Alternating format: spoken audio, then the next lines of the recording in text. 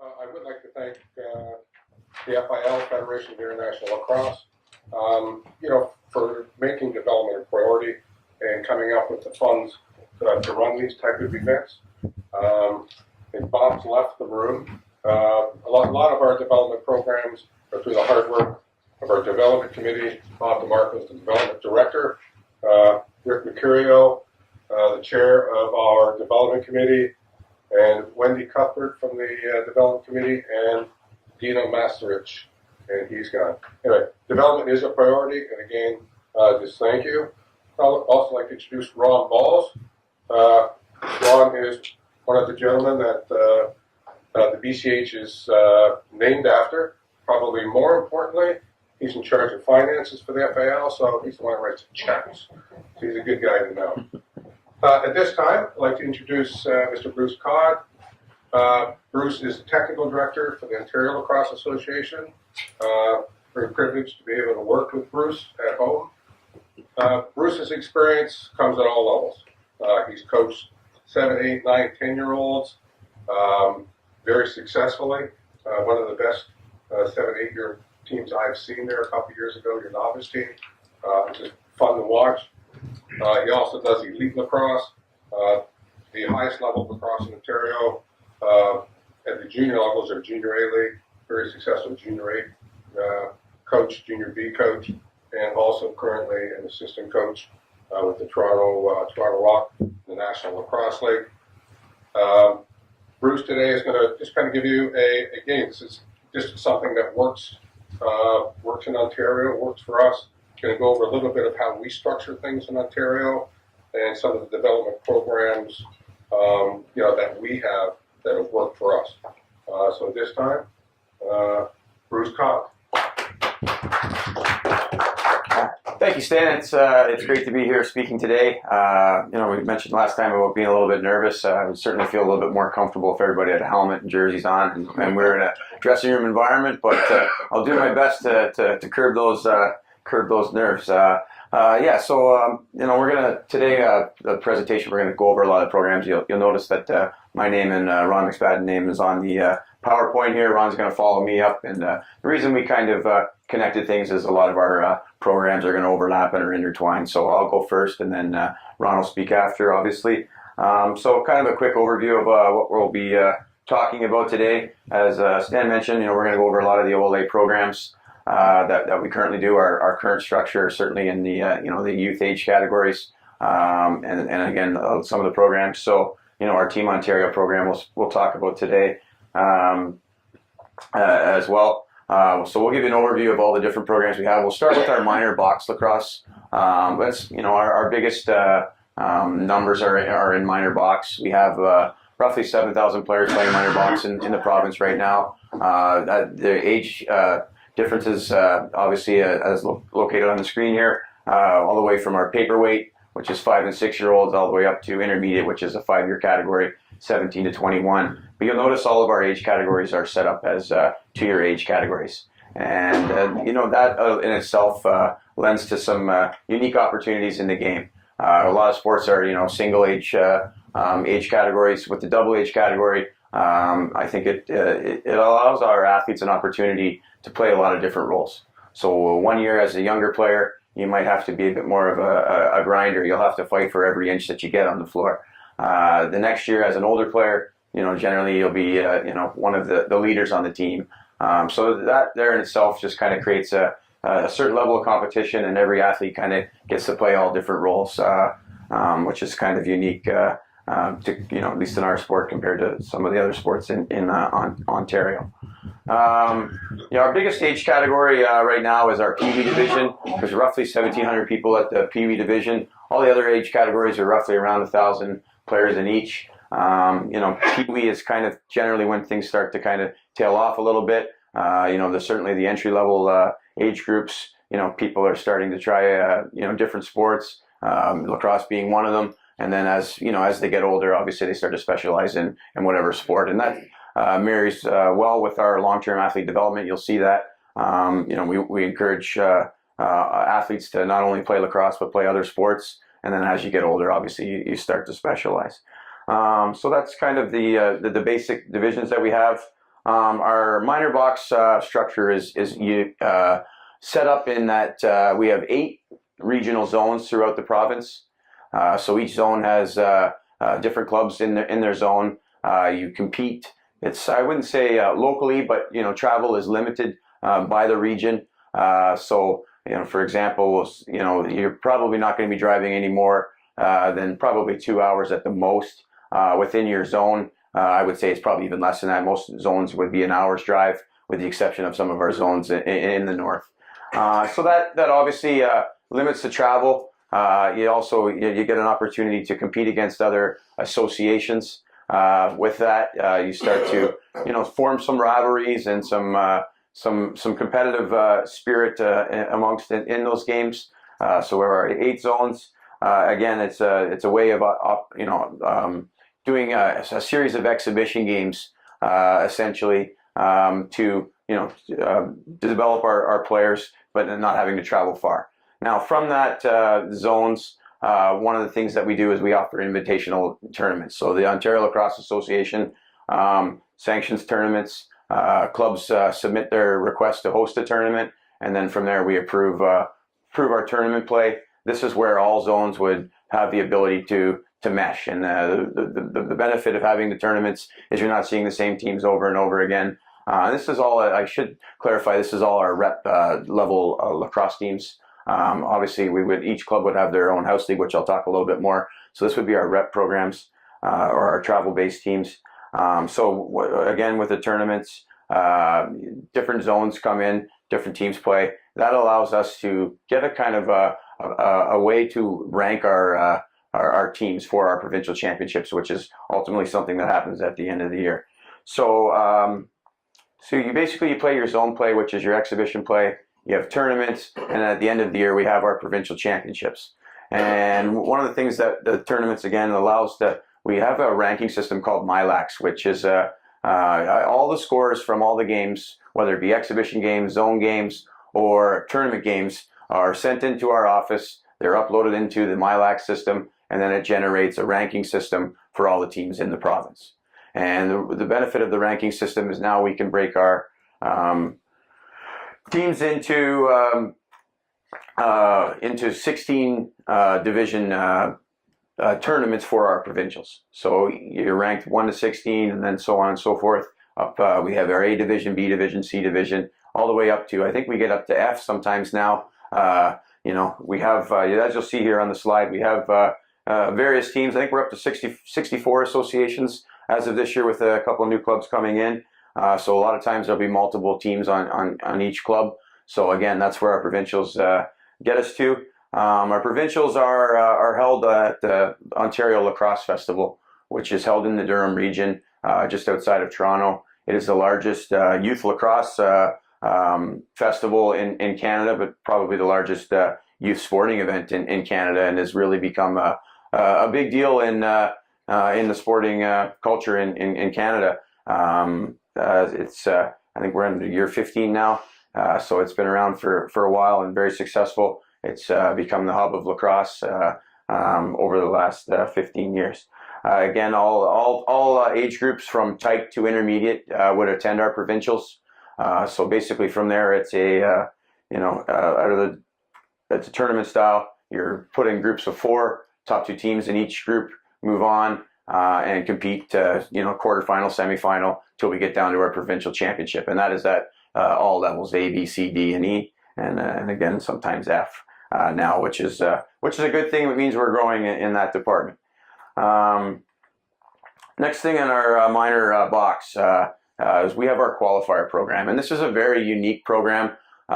Started probably almost 30 years now, the qualifier program, and this is kind of for 3 divisions: our Pee Wee, Bantam, and Midget. So our older age groups in terms of the hierarchy of the age divisions. This is for the A team. So this would be the top 16 teams in the province, based on the rankings after the exhibition and tournament play, get to attend the A qualifiers. So, about, say, 10 years ago, it used to be invitational. Teams that wanted to participate in the qualifiers, would sign their letter of intent to participate, and whatever amount of teams we'd have a tournament. Now we mandated that it's the top 16s and it's based by ranking. And that's been a really important decision in terms of growth in the province. Typically, it was always the same 7 or 8 associations that were attending the qualifiers. Now with the 16, it's really spread out, and it's based on the competition that we have, and it's really spread the quality of associations around the province. The qualifier program is really a breeding ground for our top level athletes, coaches, and officials. And certainly, if you look at my involvement with the National Lacrosse League, I look around at all the officials in the NLL. I would harbor a guess that 90% of them were they kind of cut their teeth in our qualifier program. And again, same with our coaches in the National Lacrosse League. Majority of them would have started coaching at the minor level in Ontario and through the qualifier program. And the other unique thing about our qualifier program is it's very intense. You've got 2 18 pools, so you're playing 7 games, and every one of those 7 games means something and is very challenging and I wouldn't say stressful environment, but highly competitive environment.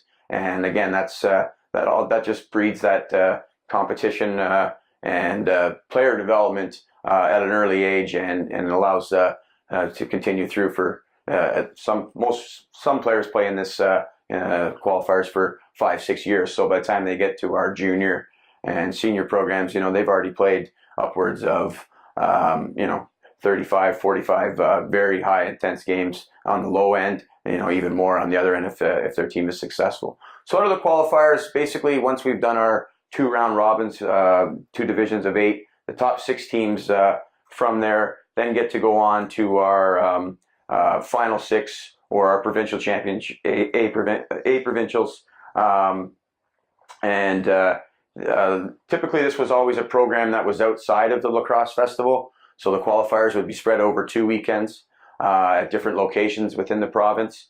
So then you would have your 2 round robins, and then they would have a final 6 at a different location. For the first time moving forward, this program will come back into our Lacrosse Festival, which we feel is very important because one of the most powerful modeling things for young athletes is seeing people their own age do things that maybe they can't do. So this was always a standalone kind of event. It was off in different locations, so the majority of the people never got to see the top lacrosse played at their age group.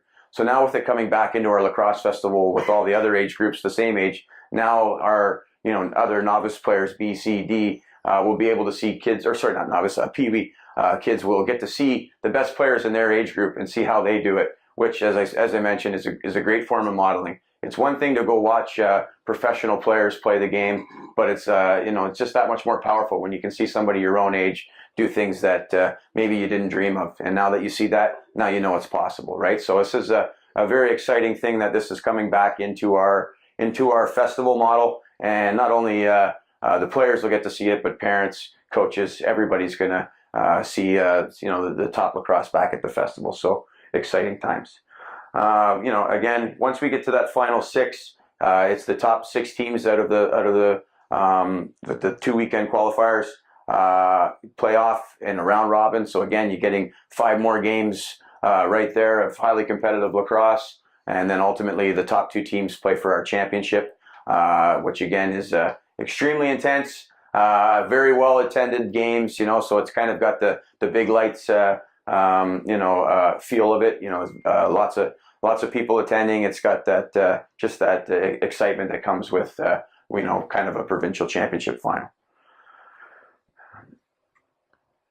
Next thing we're going to talk about is kind of within our minor box is our house league program, and this is something that has become a real focus for us again for a variety of reasons.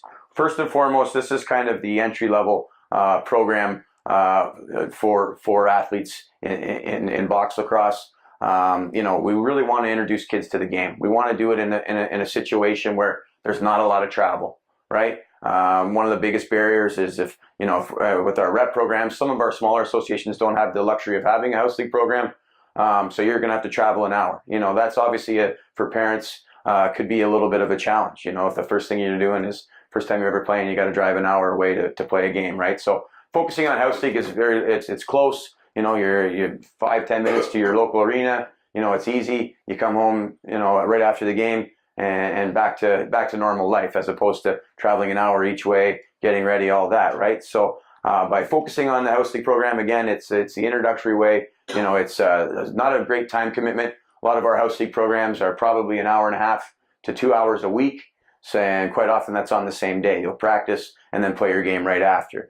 And again, the other great thing about the house league program is the costing. It's not nearly as costly when you're not traveling and all the other fees that come with that. The other great thing about our house league program and refocusing our house is we're developing new coaches. A lot of times in the house league programs, there's a lack of volunteers, so somebody has to step up, whether it be a parent or a relative or whatever. So it's ways to get people or get new coaches into the game as well with the house league program. And obviously, I'll talk a little bit further on in the presentation about some of the resources we're trying to give our new house league coaches. But again, this is the organizations or the clubs in our organization that have the strongest programs also have the strongest house league programs, and that's not by accident.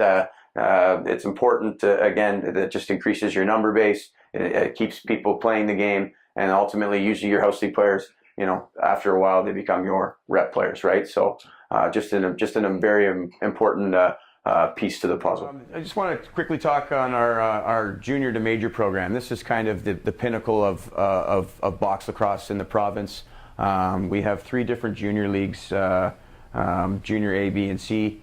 Junior C league is our kind of a Ontario league only. There's no Canadian championship, whereas our B and junior A programs, they compete for a Canadian championship. So this is kind of, I guess you would say probably the pyramid, top of the pyramid in terms of, leagues in Canada. So there's the Canadian championships. Currently, we have, like I said, the three different leagues, and roughly there's about 1,500 players still playing at the junior level. And obviously our junior A and B players specifically kind of are the ones that grow on to, either participate in the NCAA or in the pro leagues or the senior league, which we also have 2 different senior leagues. Major, which is 6 teams in Ontario and 6 teams in British Columbia. They compete for the Man Cup, which is the Canadian National Championship. So I guess that would be the pinnacle of lacrosse in Canada. And then we also have our Senior B Loop, which is 6 teams, and they compete for the President's Cup, which is also a Canadian championship. So these are the, I guess, the leagues that our young players strive to play in. And again, they attend the Canadian championships. So another program that we have in our minor box program is our women's box lacrosse program. Basically, our women's box lacrosse program is about 800 members right now, which is kind of maintained this, steady numbers over the years. The women's program is very important in a lot of reasons. Generally, when athletes first start out, they start out in, kind of a co-ed situation, right? But as we get to Pee-wee, we split and we offer girls-only programming for Pee-wee, Bantam, Midget, and Intermediate. And again, it's just another avenue. So there's all the divisions there. Similar structure. They have zones. There's not as many associations that have women's box programs. I would say somewhere in the range of 10 to 12, depending on the year, have women's box programs. But again, it's the same idea. They compete in exhibition games, have tournaments, and then attend the provincial championships at the Lacrosse Festival as well. The great thing about the women's box program, and we really have started to encourage it, is for the development not only of the women's box program, but also the women's field program. The skills that the women box game really lends itself to the women's field game, right? Playing in small areas, tight quarters, having to make quick decisions. The stick skills. There's a lot of NCAA schools that have really started to put a focus on the women's box program because it does develop such a unique set of skills for the women's field game. So it's something that we really want to encourage a lot of girls to play, not only women's field but women's box lacrosse, because it does aid in their development. The next thing we'll talk about is also our OLA field lacrosse program. So our field lacrosse program is basically split into 2 seasons. There's a spring and a fall season. Our spring season is the bigger one of the 2. Basically, our spring season is a 6-week tournament style schedule. So every weekend, either Saturday or Sunday, depending on your age group, you're going to be traveling somewhere to play multiple games in a day at various locations within the province. Again, it's in our spring. It's before our box season. That's one of our challenges with all our programming, with the 3 different disciplines, is matching them up, because we want everybody to do everything, but there's only so much time, especially in terms of facilities and our weather patterns at times can be a little bit challenging. And certainly probably the most important one would be field lacrosse. Again, being in the spring in Ontario, sometimes the weather can be nasty, or it can be great depending on the day. But our field program, we've got about roughly 3,000 members playing field lacrosse in Ontario. Again, it varies, U9 all the way up to our senior program, very similar to our box structure that way, 2-year age categories. And then, our seniors and our U19s, those numbers have kind of dropped in the last few years, just for various reasons. There's a lot of our athletes are now going to NCAA schools in the United States, which takes away a lot from our U19 program. And the senior program is, just a way of people to stay involved in the game after the minor and junior programs. A fall season, so it's a 6-week season.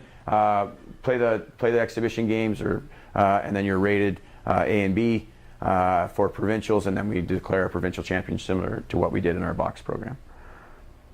Fall season's 5 weeks. Basically, as you can see on there's really only the U13 division and U16 division for minor lacrosse players in the fall. But again, it's just another opportunity to extend the season for our field lacrosse players, because it is such a short window to play field lacrosse. Lastly is our women's field lacrosse program, and this has probably been our biggest growth in the last 10 years has been the women's field game. Currently, we have various age groups. U9 is actually going to be the first year that we'll be running that next year. So that's something that's exciting, that we keep increasing age categories. Roughly there's about 20 associations in the province that are offering women's field lacrosse programs. Again, that number fluctuates depending on the year, but there's roughly about 1,800 players in the women's field program. Again, it's really taken off in terms of clubs and the amount of girls playing. One of the unique things that we're seeing, and one of the things that we're really making a point of emphasis is getting a lot of women involved in coaching. There's been a big movement on that. We want to get female coaches involved in the game, and you're certainly starting to see that coming, and it's a great step for the women's game. So that's unique. And as I mentioned, one of the challenges is the timing of things. So we want to encourage women's box lacrosse and women's field lacrosse to coexist, but it's very difficult because the women's field lacrosse plays an 11-week schedule. So a lot of times there's overlaps with the women's box. So we have to really work hard to manage schedules to make sure that they can do both, because it's important that they do both, especially if they want to do both, to making sure. So that's been one of our biggest challenges is figuring out ways that we can run tournaments that don't overlap or have games scheduled that way. Again, 11-week season, and it ends up with a provincial championship typically in August. And again, it's a rotating thing, but like I said, it's been a very, very positive program, and the numbers keep increasing all the time. So that's kind of the overview of kind of our programming in terms of our club programming. Now we're going to talk about some things that we offer through the OLA. The next one I'll talk about is our Team Ontario program. Team Ontario program is kind of our all-star program. So anybody who is registered in the Ontario Lacrosse Association has the ability to try out for Team Ontario program if their age group permits it. So in the box lacrosse sector, we have multiple teams. So our box teams are Pee Wee. For the first time next year, we're going to have a Pee Wee development team, Bantam girls, midget, and midget girls. Those teams all attend a national championship somewhere in the country. Typically, Ontario has been a host for a lot of them, but for this year, our national championships are out in BC. So all these teams are going to go out the same week and participate in the national championships in British Columbia. The program is again, it's an all-star program. So out of our rep team programs, we have 3 different tryout phases. We have an invitational, so anybody is able to attend. They sign up, they register, they attend a tryout, and then from there it gets pared down to obviously our team. So the next one would be our invitational. So coaches select the next, say typically we get Pee Wee, we get about 150 kids register to try out, so sometimes 200, so that can be challenging. But we pare that down all the way to basically 18 players and 2 goalies through a series of tryouts. Again, you have to be a member in order to participate. But this has been a program, again, that has been instrumental in development for our high-level athletes. Various members of our national teams all would have filtered through the Team Ontario program. It's also, again, a great breeding ground for coaches. So we select our coaches based on application. So it's an opportunity for coaches to work with elite athletes, especially some of our smaller centers that don't maybe have a lot of elite athletes. This is an opportunity for them to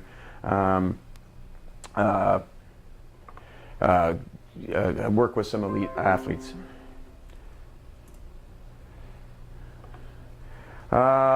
Also on the Team Ontario side of things, we have three men's field teams, U15, U18. They both will attend national championships every year. Again, new to this year, we're going to have a U15 development team.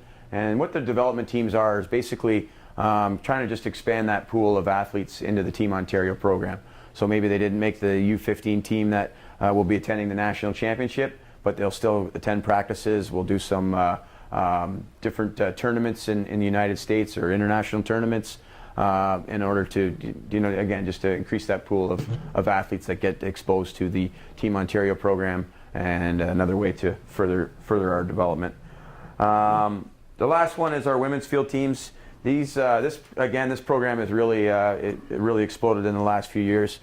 This past year, our women's field teams, they all attended, with the exception of U17, all attended a national championship.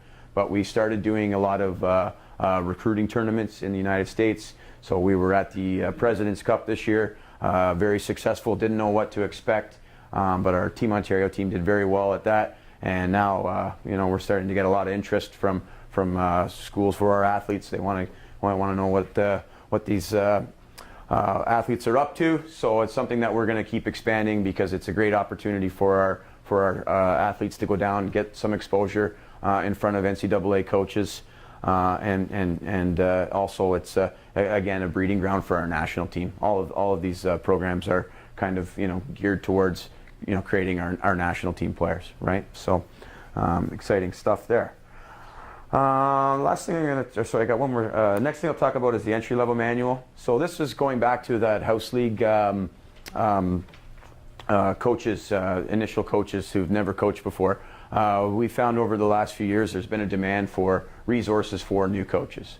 So we created a manual last year, and we're still updating and constantly evolving it. But basically, the idea behind the entry-level coaches manual is to just provide resources for new coaches, right? On just fundamental drills and skills, athlete development, very important part of it. If we want people to come into our game, we want to develop them not only as lacrosse players but as athletes, because we know that they're going to be involved in different sports, and hopefully it's lacrosse, but maybe it isn't. And we would hope that sports and other sports in our country would be doing the same thing. So we're going to try and work on the physical literacy side of things.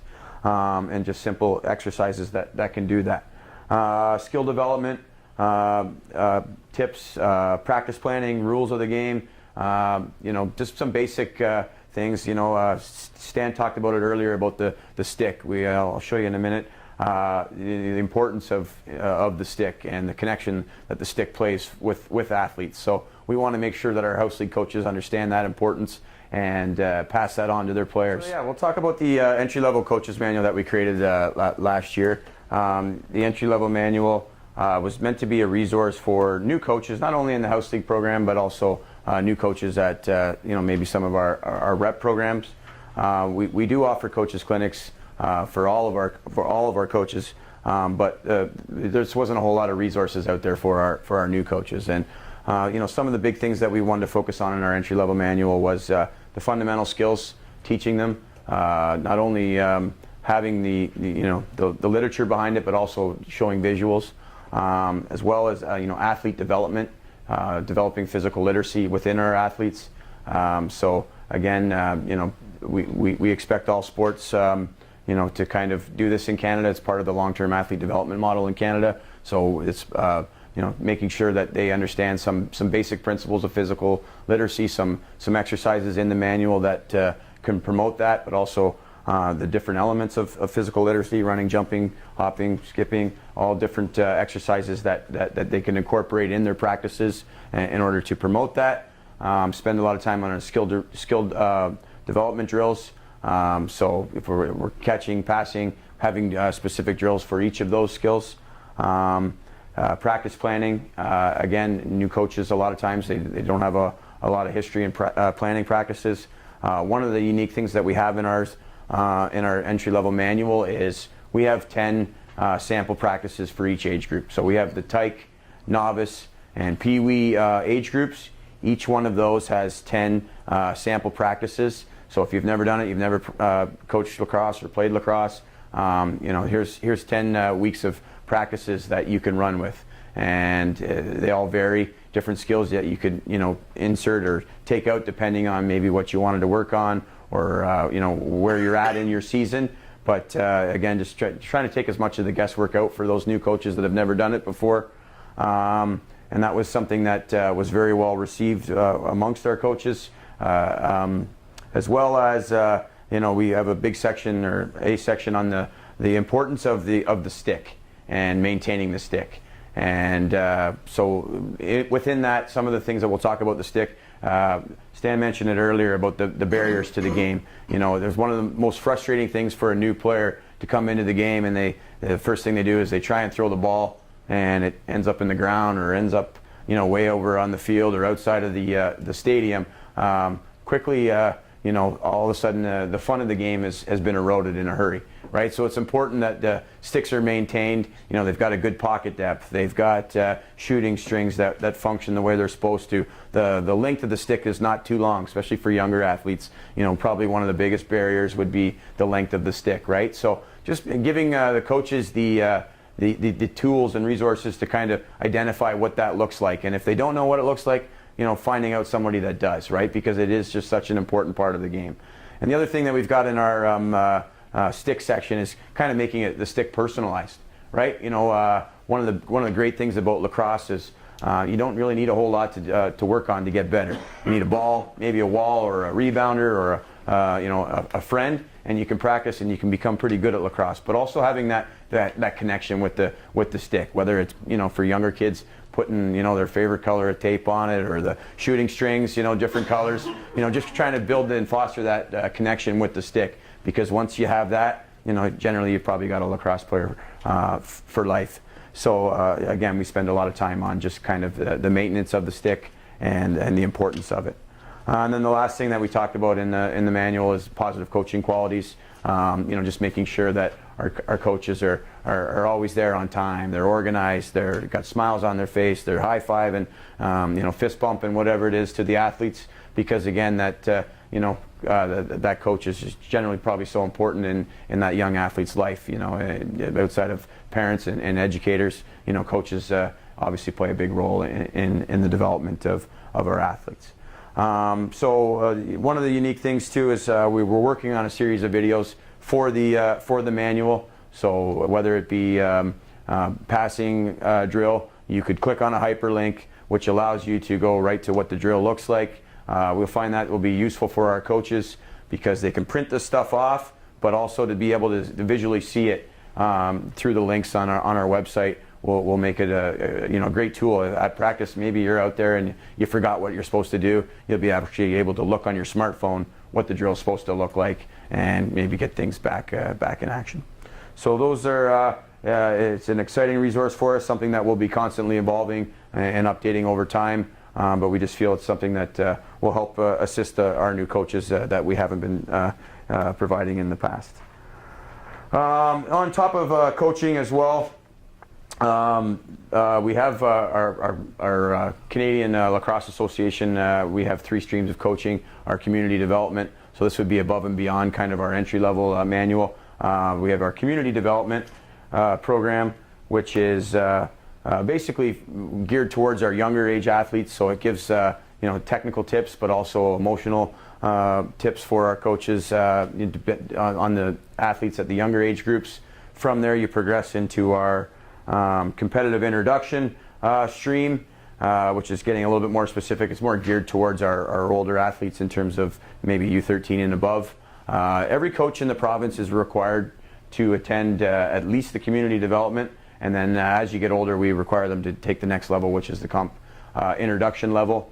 And then the final one, this is just new for us, is our competitive development. This is more for our elite level coaches, so our Team Ontario, Canada Summer Games, or our national team coaches would attend competitive development clinics. But again, it's mandatory that they at least attend the community development, and then over time they progress through the system in that. And I won't spend too much time on coaching because we're running out of time. Last thing I want to talk about is our OLA school program. This is a resource for our clubs. It's a grassroots program. Basically, the way the program works is our clubs will reach out to our office, say, hey, we want to get into a school. Can you provide an instructor and some sticks, which we do provide at the OLA. So we go out, we administer the program. So we bring the sticks and the instructor the balls. We make contact with the school, set up the schedule, and then obviously deliver the programming. And the benefit of the school program is that it's a lot of times it's the first time kids have ever seen the sport, the first time they get to try lacrosse. So we go into the school environment. We bring the sticks, and a lot of them are like, "What's this thing?" And they get to expose. We get to expose the athletes or the kids to the sport for the first time. And a lot of times that's all it takes is that first connection, and then they want to find out more. And that's how we build on the school program, is by making that connection, but also allowing them to try the game, and then offering opportunities where they can play the game locally. The different types of lacrosse, the opportunities of lacrosse is something that we definitely stress every time we go into a school. Opportunities, certainly there's probably never been a better time for opportunities in the game of lacrosse than there is now. And the big thing for us too is also the history of the game, and certainly in Canada, we like to celebrate the fact that it's a game created by the First Nations people. Obviously that's something that very important in the program, but it also lends itself to the history of Canada. The sport is very, very connected that way. So it's very well received when we get there. Again, a lot of people have never tried lacrosse before, and this is their first experience in it. And a lot of times we see a lot of positive results of people wanting to play the game after having been exposed to it. Okay, I think we're going to wrap it up there. Any questions? Bruce, Rick Mercurio, Development Chair. Thank you for that presentation. It was awesome. I think as far as our developing countries and member countries, they're looking at this and saying, well, how does the U.S. and how does Canada get to those gold medal rounds? And this is an indication of how. Fast forward 10, 15 years in countries that are starting to develop lacrosse, it certainly shows where they are and where they can get to. Hi, Mika Wikström from ELF Youth Coordinator. Thank you also for the coaching manual. I also tried to go through with my phone because that's one of the biggest things I get asked from developing European countries is coaching manuals and also kind of manuals how to set up a team, which we heard previously. One question that I had is that you said that you have, for new coaches, these 10 sessions or assisted? Sample practice plans, yeah. Yes. Is it just like a literal practice plan, or do you have a experienced coach present in those? Well, quite often in those scenarios, we don't have experienced coaches. It would be great if we did, but it's kind of geared towards coaches that have never coached before. And what we're trying to do with the 10 practice plans is kind of have like natural progressions throughout the season. It's only a 10-week program, but we start at kind of the basics, and we try and build on it each week is kind of the idea behind the 10 weeks. Okay, and is it also found in your website? It's on our website under our coaching tab, so it's actually part of the manual. It's in part of the coach's manual. Yep. Thank you. I'm Catherine Lowe. I'm the Secretary General of the Pan American Lacrosse Association, and I also advise the board of Peru Lacrosse. I have a question and then a comment. And I think Rick alluded to my question. Do you think, in some of the NGBs writing their strategic plans and developing lacrosse, do you think it is a best practice that they also include a robust strategic plan that will have box lacrosse as part of their 10-year growth plan? For me personally, I think it's it's a very important part. Obviously in Canada, it's our predominant discipline, but I think it's something you're seeing even a groundswell in the United States now with box lacrosse programs popping up everywhere. I think it's something that everybody should be striving to do. At the end of the day, it's lacrosse. You're working on the same skills a lot of times. They transfer back and forth, but also I think box lacrosse stick skills. Probably I know we don't have the numbers that the USA do. The reason we're able to compete is basically because of the skills that our athletes develop on the box side of things. So. I think you want to have both for sure. On behalf of the FIL, everybody here, Bruce, thank you very much. My pleasure. Great job. Thank you. Just a token of our appreciation. Thank you. Thanks.